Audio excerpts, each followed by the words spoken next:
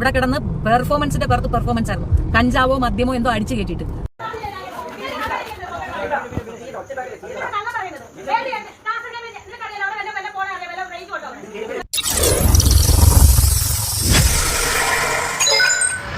എന്താടോ കാര്യം? What is the reason? 6-7 YouTube ചാനലുകളെ കൊണ്ട് നടന്ന് പൊതുസമൂഹത്തിന് ഏറ്റവും വെറുപ്പുണ്ടാക്കുന്ന തരത്തിലുള്ള പ്രവർത്തികൾ ചെയ്ത രേണു കുണിയുടെ യഥാർത്ഥ മുഖമാണ് ഞാൻ നിങ്ങളുടെ മുന്നിൽ തുറന്നു കാണിക്കാൻ പോകുന്നത്.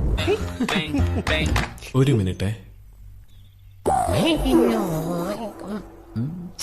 എന്താ ഉറക്കം വരുന്നു? ഇവൾക്ക് ആദ്യം ഒരു ആൽബം കൊടുത്ത് ഒരു അവസരം കൊടുത്ത ഒരു വ്യക്തിയെ അതിഭീകരമായി ചതിച്ച ഒരു കഥയിലൂടെ ആ വ്യക്തി അനുഭവിച്ച ബുദ്ധിമുട്ടുകൾ അദ്ദേഹം നേരിട്ട് വന്ന് എനിക്ക് ബൈറ്റ് തന്നിട്ടുണ്ട്. ആശാന്റെ കംപ്ലീറ്റ് ബയോഡാറ്റ ഞങ്ങൾക്ക് കിട്ടിക്കഴിഞ്ഞു. കിട്ടിയല്ലേ? വിഷയം ഇത്രയേ ഉള്ളൂ. കള്ളു കുടിക്കുക, അത്യാവശ്യം സിഗരറ്റ് വലിക്കുക, ഇതാ മനുഷ്യരെ കൊണ്ട് വാങ്ങിപ്പിക്കുക, 6-7 വരുന്ന യൂട്യൂബ് സംഘങ്ങളെ കൂടെ പാർപ്പിക്കുക, അവർക്ക് ഫുഡ് കൊടുക്കുക, ഇത്യാദി കർമ്മ കുൽസിതങ്ങൾ നടത്തുന്ന ഒരു പ്രത്യേകതരം സംഗതിയാണ് എന്നുള്ളത് തെളിവുൾപ്പെടെ ആ മനുഷ്യൻ പുറത്തേക്ക് കൊണ്ടുവന്നിട്ടുണ്ട്. നീ തീർന്നടാ, നീ തീർന്നു. ഇത്ര അഹങ്കാരം പാടില്ലടാ. നീ തീർന്നടാ, നീ തീർന്നു. കുണുങ്ങി എന്നുള്ളതാണ് ആദ്യത്തെ ഒരു പിന്നെ ഇദ്ദേഹം ആദ്യം ഇറക്കിയ ഒരെണ്ണം, ഇവിടെ വെച്ചിട്ട് ദാസനെ വെച്ചിട്ട്. അതിനുശേഷം ഞാൻ ഓർക്കുന്നു, വല്ലാതെ ഓർക്കുന്നു. അന്ന് 3000 രൂപയാണ് നമുക്ക് കൊടുത്തിരുന്നത്. ഇന്ന് 30,000 രൂപ ചോദിക്കുന്ന ലെവലിലേക്ക് അവളെ ഉയർത്തിക്കൊണ്ടുവന്നത് പുള്ളിയാണ്. പക്ഷെ അതിന്റെ നന്ദി കാണിക്കുക, നന്ദി പിന്നെ പണ്ടേ ഇല്ല. അതുപോലെ എങ്ങനെ സ്വിമ്മിംഗ് പൂളിൽ എന്തായിരിക്കണം, ഇങ്ങനെ കുറെ കാര്യങ്ങൾ സംസാരിച്ച് സെറ്റാക്കി അഡ്വാൻസ് പൈസയും വാങ്ങി ഈ ഒരു അവിടെ സ്ഥലത്തേക്ക് വരികയും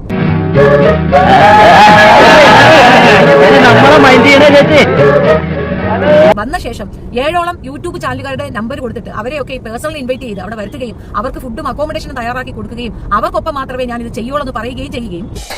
ഇയാൾ ദൂരെ പോയില്ലേ? ഇയാൾ ആരാ? ആരുടെ കൂടെ വന്നു? ഞാൻ അയാളുടെ കൂടെ വന്നതാ.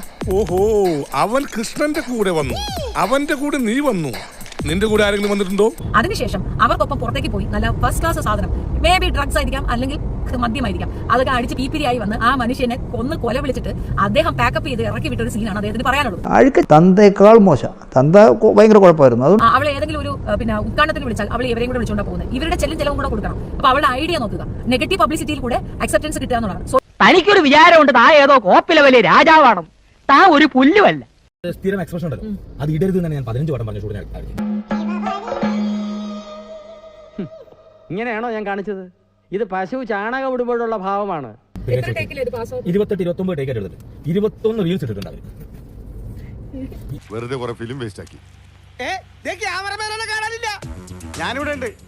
അവൻ അവിടെ ചെയ്തിട്ടൊന്നും ശരിയാൻ പോണത് എനിക്കറിയാം. അതുകൊണ്ട് ഞാൻ ക്യാമറ ഓൺ ചെയ്തിട്ടില്ല. അന്ന് മുതലേ എന്തെങ്കിലും ഒന്ന് കാണിച്ചു കൊടുത്താൽ ഞാൻ ഒന്ന് കാണിച്ചു തരും. നമ്മൾ കാണിച്ചു കൊടുക്കാം. നമ്മൾ കാണിച്ചാൽ പോലെ നമ്മൾ വീട്ടിൽ കിണർ ഒഴിക്കാൻ ഒരാൾ വിളിച്ചു എത്തി കഴിഞ്ഞാൽ അയാൾ വായിക്കോട്ടെ ഒന്ന് ഒത്തി കാണിച്ചു തരുമെന്ന് പറയും. നിങ്ങൾ വണ്ടി ഓടിക്കാൻ ഒരാൾ വിളിച്ചാൽ ഒന്ന് ഓടിച്ചു തരും എന്ന് പറയും. ആരെങ്കിലും പറയും. പണി അറിയണം. ഇനി അറിയില്ലെങ്കിൽ അഹങ്കാരമല്ലാതെ പഠിക്കാനുള്ള മോളത്തോട് കൂടി നിൽക്കണം.